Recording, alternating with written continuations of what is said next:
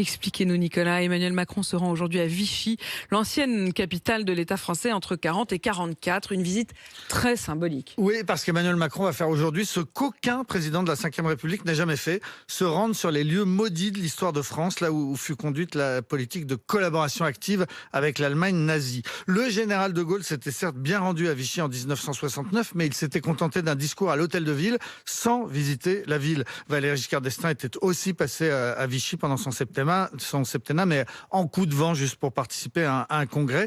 Tous les autres présidents, de Georges Pompidou à François Hollande, ont soigneusement évité cette ville au nom sulfureux, Vichy, synonyme d'indignité et de compromission. Emmanuel Macron va se recueillir ce soir devant 2 plaques commémoratives. Oui, la première qui est au Casino, là où le 10 juillet 1940, les députés et les sénateurs ont enterré la République en votant les pleins pouvoirs pour le maréchal Pétain. La plaque est en l'honneur des 80 parlementaires qui avaient voté contre, 570 avaient voté pour. L'autre plaque se trouve pas très loin, près de l'hôtel du Parc. Elle indique, c'est depuis cet immeuble que le gouvernement a déclenché une gigantesque rafle de juifs étrangers le 26 août 42. 6500 juifs, dont des centaines d'enfants, ont été arrêtés par la police française en zone libre, puis livrés aux Allemands et transférés vers le camp d'extermination d'Auschwitz. L'image du président ce soir devant cette plaque n'est évidemment pas neutre, alors que Éric Zemmour a estimé que le maréchal Pétain avait sauvé des juifs français. Le président, il n'a pas prévu de discours, mais il y aura une déambulation dans le quartier des hôtels et des ministères. Oui, là où s'était installé le gouvernement et ses services.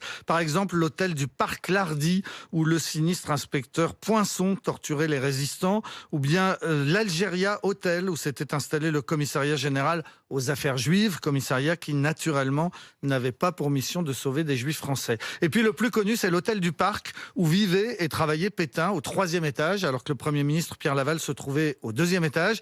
Dans les années 50, cet hôtel a été fermé et revendu en appartement. Une association des amis du maréchal Pétain a racheté son appartement et le fait visiter aujourd'hui encore. Cette association est présidée par Louis de Condé, un homme qui a été condamné en 63 à 15 ans de réclusion criminelle pour avoir participé à 3 attentats contre le général de Gaulle, dont l'attentat du Petit Clamart. Louis de Condé a 84 ans. Il est toujours vivant, toujours nostalgique du vichisme, du maréchal et de l'Algérie française. Le maire de Vichy se félicite évidemment quand même de cette visite présidentielle. Oui, Frédéric Aguilera y voit une nouvelle reconnaissance du fait donc, que c'est la France entière qui est responsable de cette période de la collaboration et pas seulement une petite ville perdue au milieu de la France. Jacques Chirac avait reconnu cette responsabilité en 1995 dans le discours du Vel d'Hiv. La présence aujourd'hui d'Emmanuel Macron, président de la République, sur les lieux même de la collaboration est une confirmation de ce discours.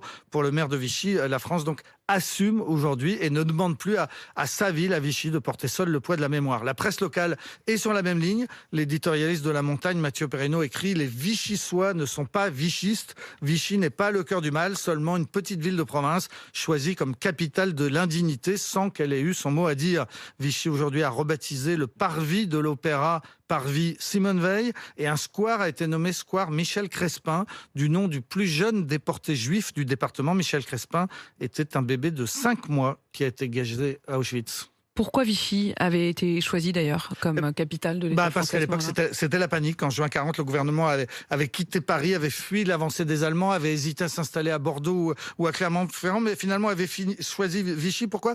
Pour ses hôtels, il y en avait une soixantaine dans cette ville thermale, et puis aussi pour les téléphones qui permettaient de joindre l'international. Voilà à quoi s'est tenu le destin de cette sous-préfecture. Un standard téléphonique moderne. Pétain s'y est installé, et la suite de l'histoire est connue. C'est une histoire honteuse, pas la peine d'essayer de la réécrire aujourd'hui. Et la visite qui sera donc à suivre aujourd'hui d'Emmanuel Macron sur place.